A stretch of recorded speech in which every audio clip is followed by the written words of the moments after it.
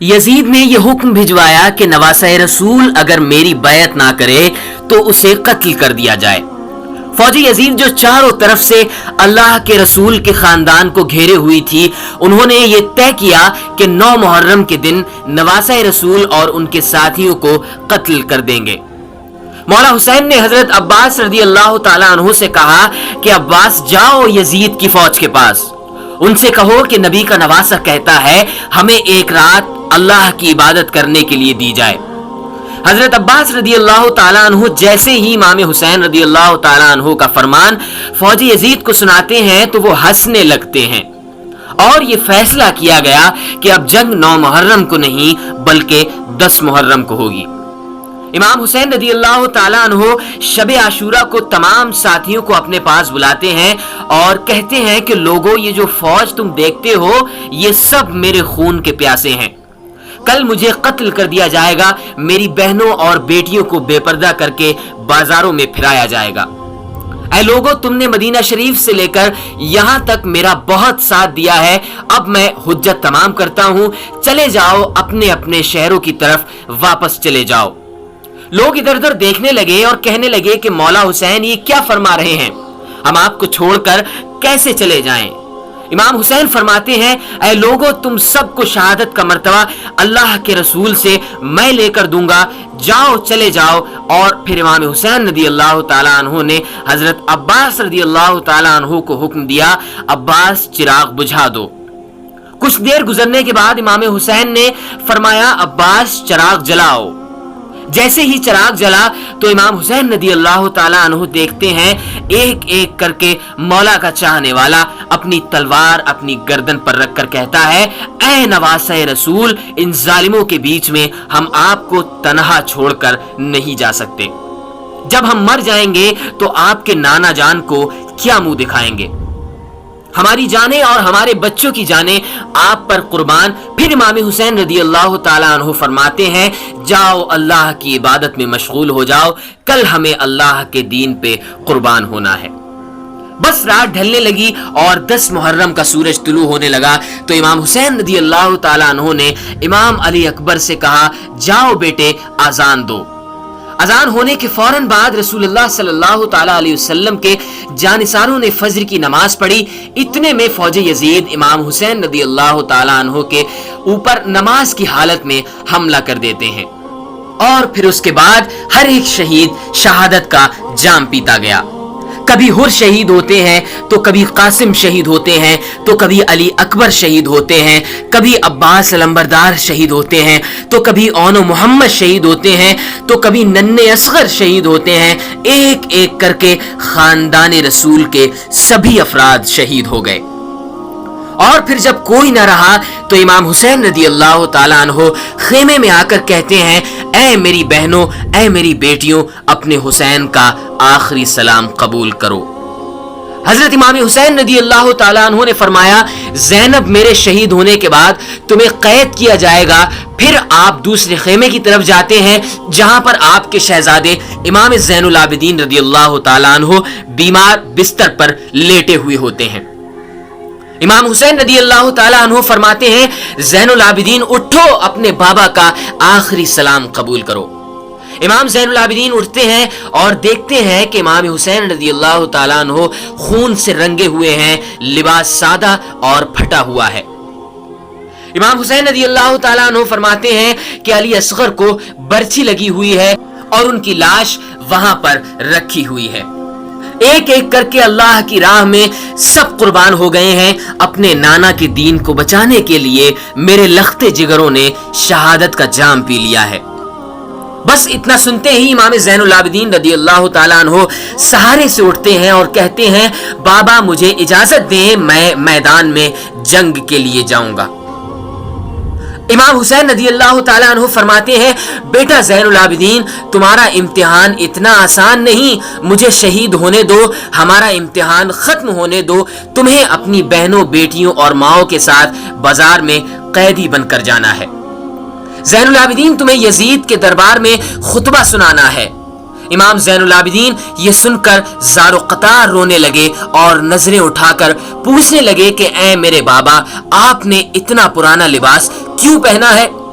امام حسین رضی اللہ تعالیٰ عنہ نے فرمایا زین العابدین مجھے پتا ہے کہ یہ لوگ اتنے بے غیرت ہیں کہ میرے شہید ہونے کے بعد میرے جسم سے لباس اتار دیں گے، میری لاش کو لوٹیں گے، شاید اس غریب کا پرانا لباس دیکھ کر ان کی غیرت جاگ جائے۔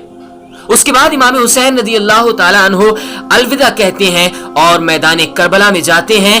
امام حسین جیسے ہی میدان کربلا میں آتے ہیں تو سب سے پہلے آپ نے کہا لوگوں میں تمہارے رسول کا نواسا ہوں، میں وہ ہوں جس کو تمہارے رسول اپنے کاندھے پر سوار کیا کرتے تھے، میں وہ ہوں جس کو تمہارے رسول اپنے سینے پر سلایا کرتے تھے، میں وہ ہوں جس کے لیے تمہارے رسول کہتے تھے حسین مجھ سے ہیں اور میں حسین سے ہوں، میں وہ ہوں کہ جب نماز کے دوران اپنے نانا کی پشت مبارک کے اوپر سوار ہو جاتا تھا تو میرے نانا میرے احترام کے لیے اپنے سجدے کو لمبا کر دیا کرتے تھے کہ ایسا نہ ہو کہ رسول اللہ صلی اللہ علیہ وسلم سجدے سے اٹھیں اور مجھے تکلیف ہو جائے۔ اے لوگو تم نے آج حسین کو رلایا ہے، تم نے اپنے ہاتھوں سے دنیا کے بدلے دوزخ کو لکھا ہے۔ بتاؤ میرا کیا گناہ ہے؟ کیا میں نے کوئی نماز قضا کی ہے؟ کیا میں نے کوئی ظلم کیا ہے؟ کیا میں نے کسی کو ستایا ہے؟ تو پھر یزیدیوں نے کہا ہم تمہیں اس لیے نہیں مار رہے ہیں کہ تمہارا کوئی قصور ہے، بلکہ تمہیں اس لیے مار رہے ہیں کہ تم علی کے بیٹے ہو۔ حسین رضی اللہ تعالیٰ عنہ نے فرمایا اے لوگو وہ علی کے جو اسلام کا محافظ تھا آج اس علی کو یہ صلہ دے رہے ہو کہ اس کی اولاد کو آج اس بیابان کے اندر شہید کر رہے ہو۔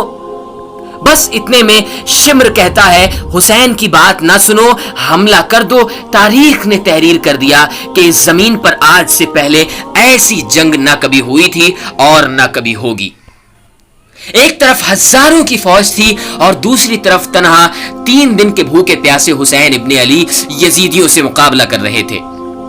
لاشیں ہواؤں میں اڑ رہی تھی، ہزاروں یزیدی ایک ایک کر کے امام حسین کی تلوار سے جہنم رسید ہو رہے تھے۔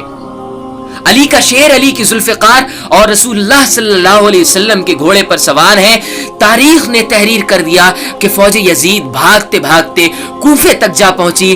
عمر بن سعد کہتا تھا شمر ابھی تک خاموش کیوں ہو، حملہ کیوں نہیں کرتے؟ وہ کہتا ہے اگر میں جاؤں گا تو مر جاؤں گا، ارے حسین کے بچوں سے نہ لڑ سکے تو حسین سے کیا لڑیں گے؟ اس کی رگوں میں علی کا خون دوڑتا ہے، اس کی رگوں میں نبی کا خون دوڑتا ہے، جاؤ خیموں کو آگ لگا دو۔ شمر خیموں کو آگ لگاتا ہے اور عمر بن سعد کہتا ہے ہرملا حسین کے اوپر تیر چلاؤ، اور ہزاروں کی فوج نے امام حسین رضی اللہ تعالیٰ عنہ کے اوپر تیر چلانا شروع کر دیا اور خیموں میں آگ لگا دی۔ امام حسین کبھی فوج کی طرف جاتے ہیں اور کبھی خیموں کی طرف جاتے ہیں۔ اتنے میں عمر بن سعد کہتا ہے جس کے پاس جو چیز ہے وہ پھینک کر مارے، کسی نے نیزہ مارا تو کسی نے تلوار پھینک کر ماری، کوئی تیر مار رہا ہے، کوئی پتھر مار رہا ہے، جس کے ہاتھ میں مارنے کے لیے کچھ نہ تھا وہ کربلا کی گرم مٹی اٹھا کر حسین کی طرف پھینک رہا ہے۔ اور اتنے میں آواز آتی ہے حسین تو کامیاب ہو گیا۔ امام حسین رضی اللہ تعالیٰ عنہ نے جیسے یہ صدا سنی اپنے سر کو جھکایا، اللہ کا شکر ادا کرنے لگے۔ وہ پتھر، وہ نیزے، وہ بھالے، وہ تیر، وہ کربلا کی گرم مٹی امام حسین کے جسم پر لگتی رہی۔ امام حسین گھوڑے کی پیٹھ سے زمین پر آ گرتے ہیں۔ اتنے میں عمر بن سعد نے کہا حسین گر گیا، جاؤ حسین کا سر قلم کرو تاکہ یہ خبر ہم یزید تک فوراً پہنچائیں اور ہمیں انعام مل سکے۔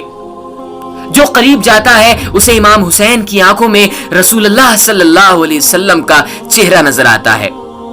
وہ روتا ہوا واپس آ جاتا ہے۔ اتنے میں شمر کہتا ہے یہ کام مجھ سے ہی ہوگا، لاؤ خنجر لے کر آؤ۔ شمر خنجر لے کر امام حسین کے قریب جاتا ہے اور اس وقت آپ سجدے میں ہوتے ہیں۔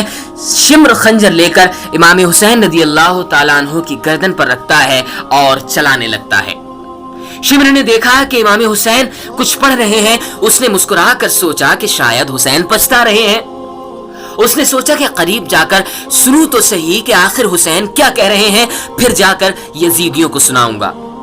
اتنے میں شمر کان قریب کر کے سننے لگا تو امام حسین فرما رہے تھے، یا اللہ قبول فرما اسے، تیرے دین کے لیے سب کچھ قربان کر دیا، یا اللہ گواہ رہنا تیرے نبی کے نواسے نے تیرے دین کے لیے سب کچھ فدا کر دیا۔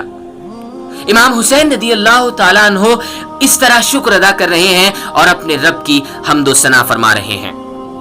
اتنے میں امام حسین رضی اللہ تعالیٰ عنہ نے آنکھیں کھولی اور شمر سے کہا، بدبخت کیا تجھے پتا نہیں میں کون ہوں؟